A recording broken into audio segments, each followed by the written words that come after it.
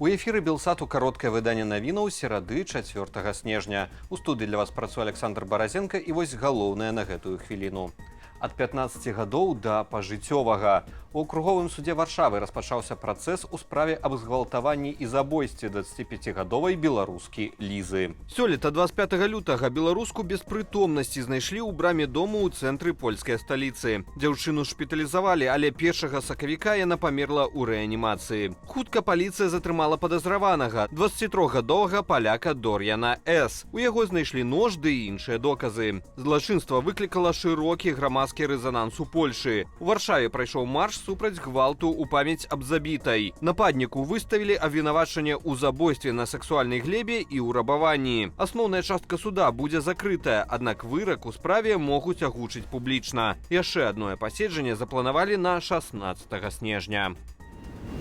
Кіраўнік лукашэнкаўскага ЦВК заявіў, быццам большасць патэнцыйных кандыдатаў на так званых выбарах прэзідэнта пераадолелі бар'ер 100 000 подпісаў. Паводле Ігора Карпенкі, ініцыятыўныя групы ўжо здаюць у камісіі падпісныя лісты. Хоць збор працягнецца да 6 снежня. Нагадаю, што акрамя Лукашэнкі подпісы быццам бы збіраюць і ягоныя спойлеры. Ганна Канапацкая, Олег Гайдукевіч, Александр Хіжняк і Сергей Сыранкоў. Ніхто з іх пра пераадоленне 100-000 бар'еру не паведамляў. А вось прэсавая служба Лукашэнкі хвалілася, што ўжо ёсць 1,5 мільёна росчыркаў за дыктатара.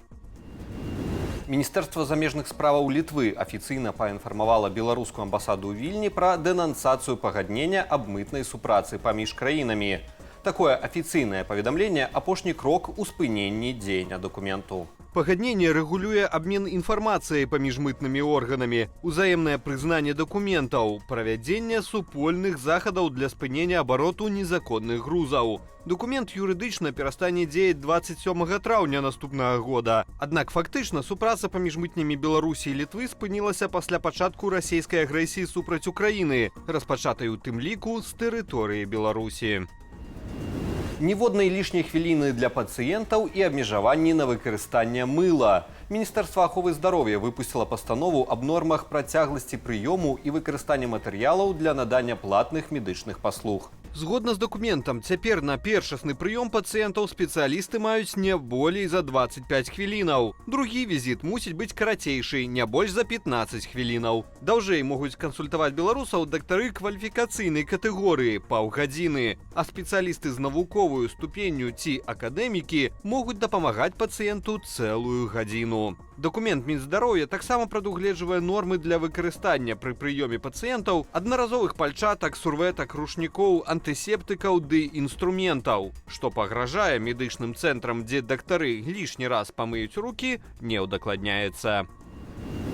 Каб увесь час заставацца ў курсе падзеяў, сачыце за Белсатам у Telegram. У левым верхнім куце экрану выбачце QR-код, наведзіце на яго камеру вашага смартфону, ды пераходзьце па спасылцы. Падпісывайцеся на Telegram Белсату, калі для вас гэта бяспечна. Таксама раю не забывацца на нашу старонку belsat.eu. У Паўднёвай Карэі дэпутаты парламенту ініцыявалі працэс імпічменту прэзідэнта Юн Сок Йоля. Гэта сталася адказам дэпутатаў на ўвядзенне ім у краіне ваеннага стану. За пачатак імпічменту прагаласаваў 191 дэпутат.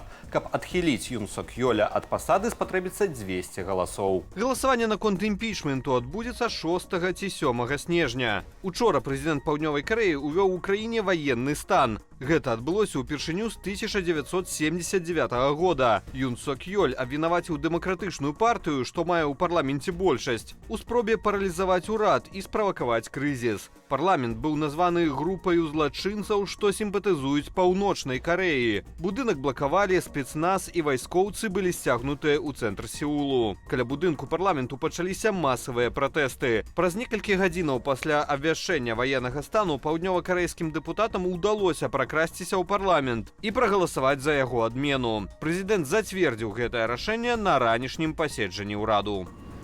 У Чачні беспілотнікі атакавалі базу спецназаўцаў-кадыраўцаў, паведамляюць мясцовыя медыі. Дакладная колькасць дронаў, што атакавалі корпус спецназу імя Ахмата Кадырава ў Грозным, невядомая. Як няма інфармацыі і пра пацярпелых ды маштабы разбурэнняў. Паводле мясцовых жыхароў выбух адбыўся каля 5-й раніцы мясцовага часу. Пакуль афіцыйных каментароў ад уладаў не паступала. Таксама паведамляецца, што ў аэрапорце Грознага ўначы быў уведзены план Дыван. У Грузии тыдзень не спыняются массовые протесты праз нязгоду з афіцыйнымі вынікамі выбараў у парламент краіны і з пастановаю кіроўнай партыі «Грузинская мара» прыпыніць працэс інтэграцыі з еўрапейскім звязам. Паведамляюць аб штонайменей 300 затрыманых, з якіх 22 за мінулую ноч.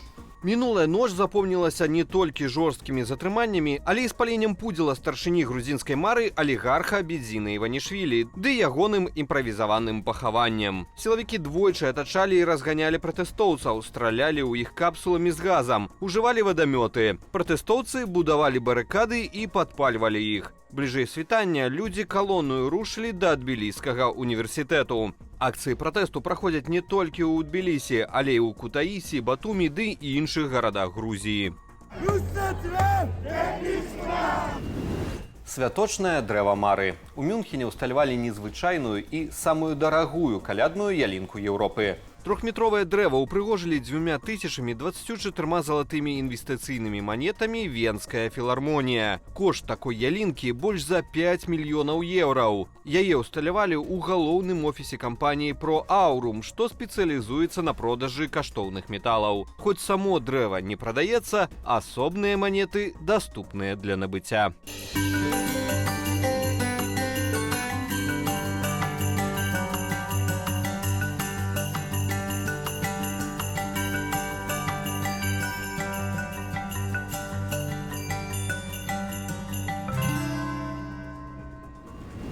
Да, з такой ялінкою і дадатковых падарункаў не трэба.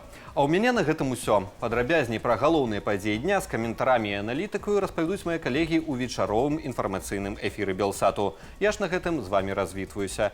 Калі вы глядзіце нас на Ютубе, заклікаю ставіць лайкі, каментаваць і дзяліцца нашым выданнем, каб яго пабачыла як мага болей гледашоў. Але не забывайцеся на уласную лічбавую бяспеку. Беражыце сябе і заставайцеся з Белсатам.